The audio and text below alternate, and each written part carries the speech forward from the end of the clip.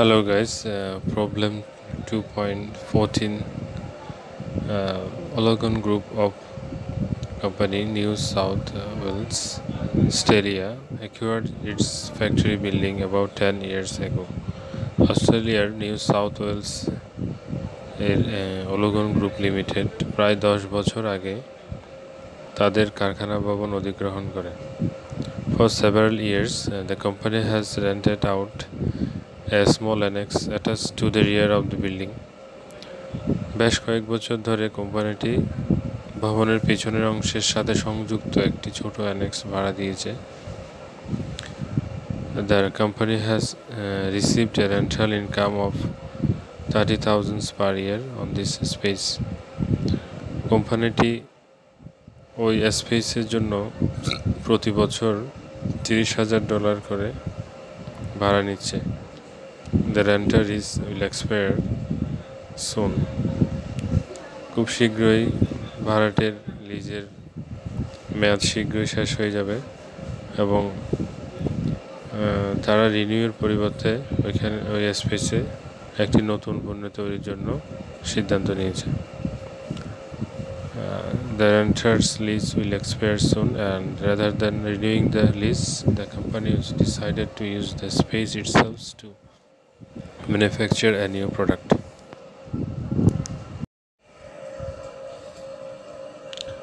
Hello guys, এখানে information যেগুলো দেওয়া আছে, direct materials cost for the new product will total 80 per unit.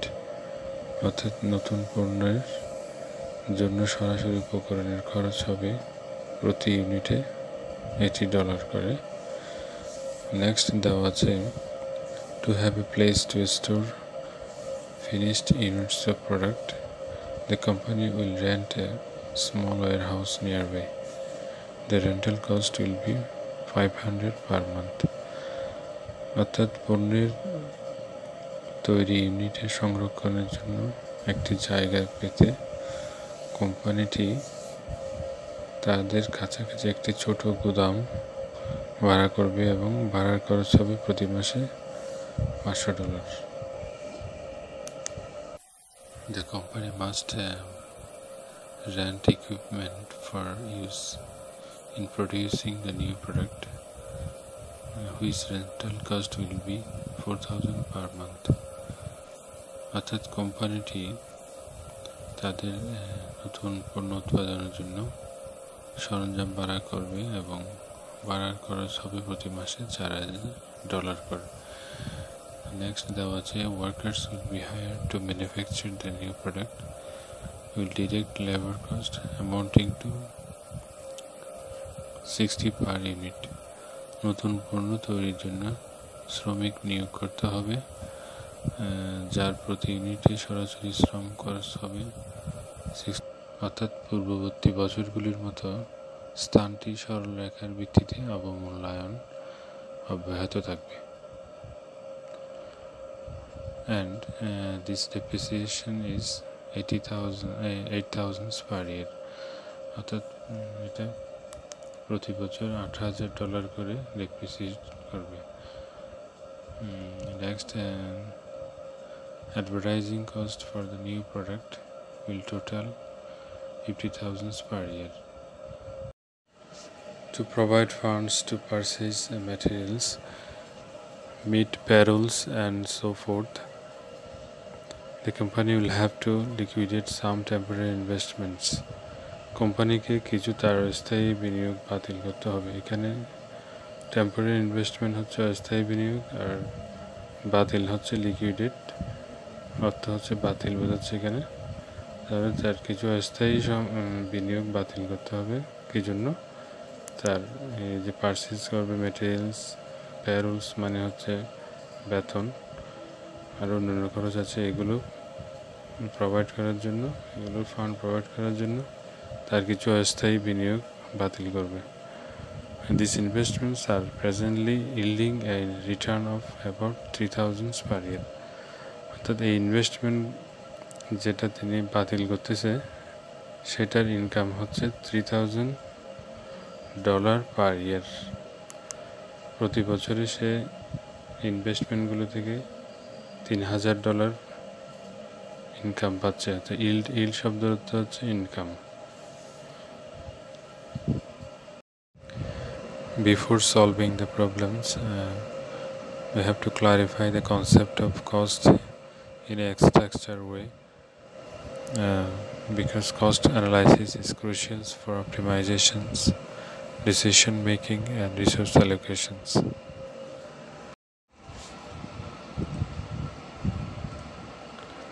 Hello guys, প্রথমে আমাদেরকে রিকোয়ারমেন্টে দেখতে হবে। এখানে রিকোয়ারমেন্টে দেওয়া আছে এখানে prepare an answer sheet with the following column headline, অর্থাৎ আমাদেরকে এভাবে সবগুলো বসাই দিতে হবে।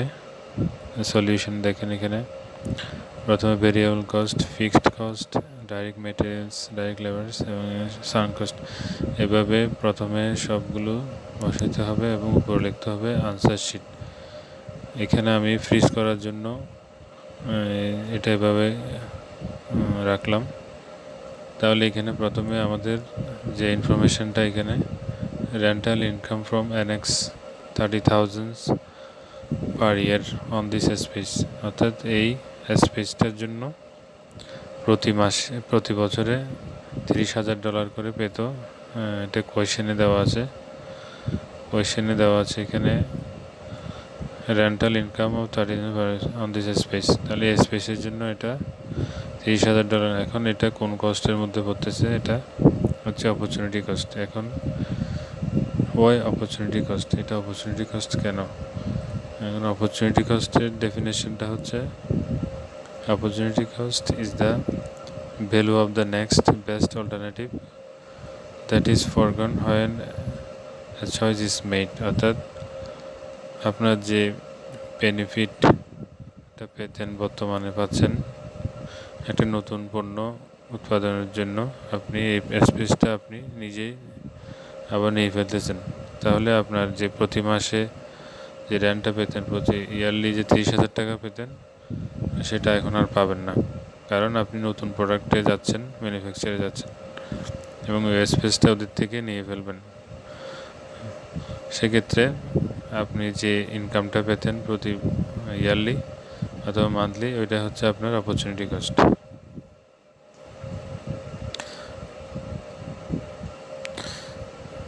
এটা হচ্ছে অপরচুনিটি কস্টে। সেকেন্ড হচ্ছে ডিরেক্ট ম্যাটেরিয়ালস, এটা ভেরিয়েবল কস্টে যাবে।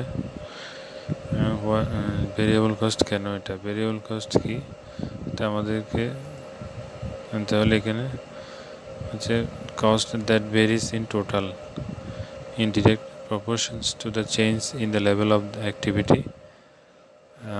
তাহলে এখানে দেখেন, ডিরেক্ট ম্যাটেরিয়ালস আমাদের ইউনিট কস্ট হচ্ছে $80।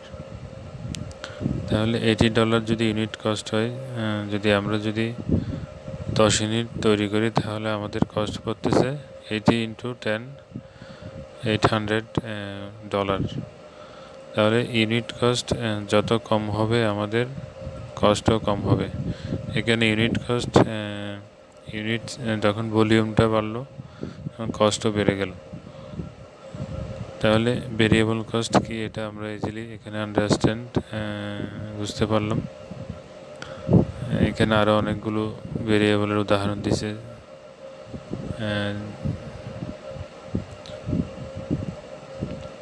যেমন ইলেকট্রিসিটি ফর মেশিনস, যদি ইলেকট্রিসিটি আমরা বেশি ইউজ করি, তাহলে আমাদের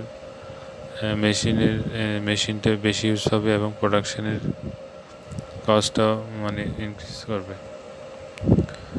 মোর প্রোডাকশন হবে, মোর লেবার কস্ট হায়ার হবে এক্ষেত্রে।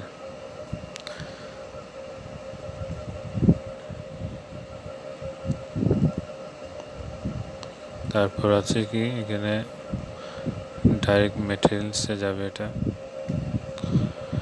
দেন রেন্টাল ওয়্যারহাউস, সে একটি ওয়্যারহাউস রেন্ট ভাড়া নিছে, এখানে লেখা আছে। এখানে সে একটা স্পেস, সে যখন নতুন পণ্য উৎপাদন করতেছে, তার ফিনিক্স যে প্রোডাক্টগুলো রাখার জন্য সে একটা নতুন স্পেস নিল, সেটা $500 করে প্রতি মাসে দিচ্ছে। তাহলে প্রতি মাসে যেটা দিচ্ছে এটা তার জন্য ফিক্সড কস্ট, সেটা প্রথমে ফিক্সড কস্টে যাবে, কারণ প্রতি মাসে যখন দিচ্ছে এটা ফিক্সড কস্ট হবে যেহেতু ফ্যাক্টরির ভিতর। সেক্ষেত্রে ম্যানুফ্যাকচারিং ওভারহেড কি এটা আমরা। So what is manufacturing overhead? Manufacturing overhead includes all indirect costs incurred during the production process that cannot be traced directly to a specific product. These are necessary for productions but not part of the product's raw materials, direct labors. So let's see what the components of manufacturing overhead. উপাদানগুলো কি কি? তিনটা main উপাদান। প্রথমটা হচ্ছে indirect materials, indirect labours and other factory cost. Indirect ম্যাটেরিয়ালসের আন্ডারে হচ্ছে lubricants for machines, cleaning supplies and safety gloves for workers, অর্থাৎ ওয়ার্কার যারা ভারী কাজ করে তাদের জন্য safety gloves. And indirect labours হচ্ছে সুপারভাইজার স্যালারি, মেনটেন্যান্স স্টাফসের ওয়েজেস অ্যান্ড কোয়ালিটি কন্ট্রোল ইন্সপেক্টরসের স্যালারি, এগুলো সবগুলো ইনডাইরেক্ট লেবারের আন্ডারে। আদার ফ্যাক্টরি কস্টের মধ্যে আছে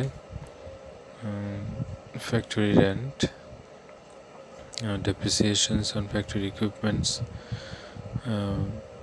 factory insurance, তারপর হচ্ছে utilities like electricity and water for machines, properties and taxes, etc. So এখান থেকে আমরা ইজিলি বুঝতে পারছি কোনটা ম্যানুফ্যাকচারিং ওভারহেড কীভাবে ফাইন্ড আউট করতে হয়।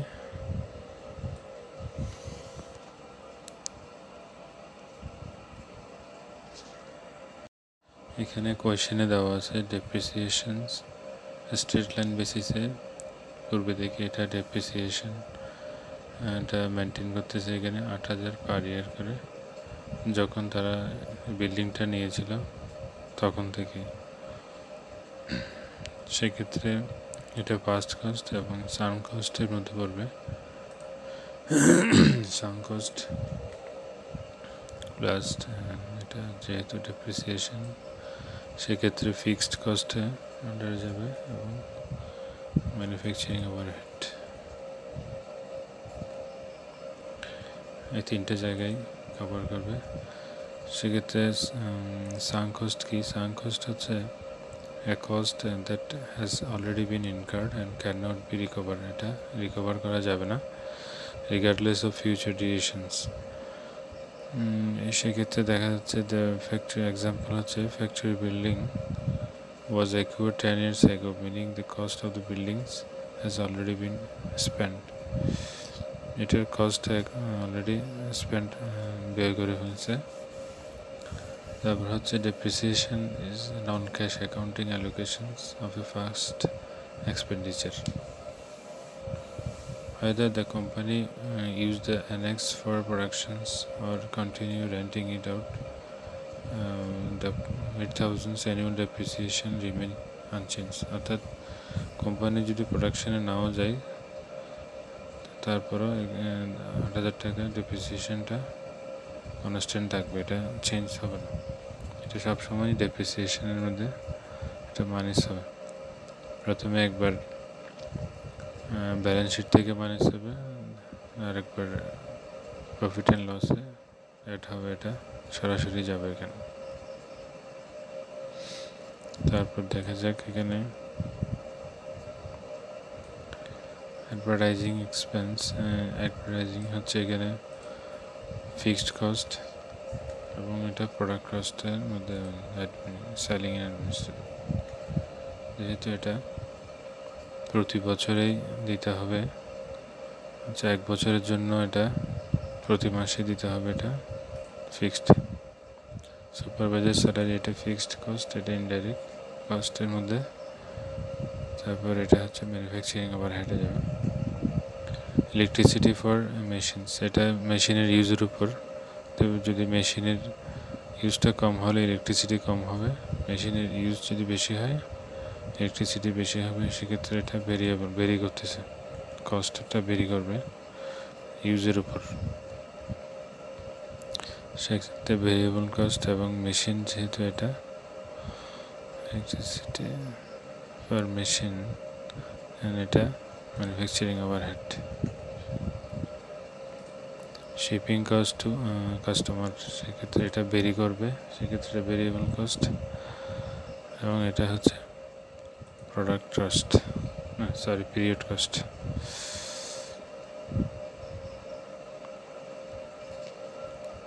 লস অফ ইনভেস্টমেন্ট এটা হচ্ছে অপরচুনিটি কস্ট। যেহেতু সে একটা জায়গায় ইনভেস্ট করেছিল কিন্তু তার টাকার প্রয়োজন এই নতুন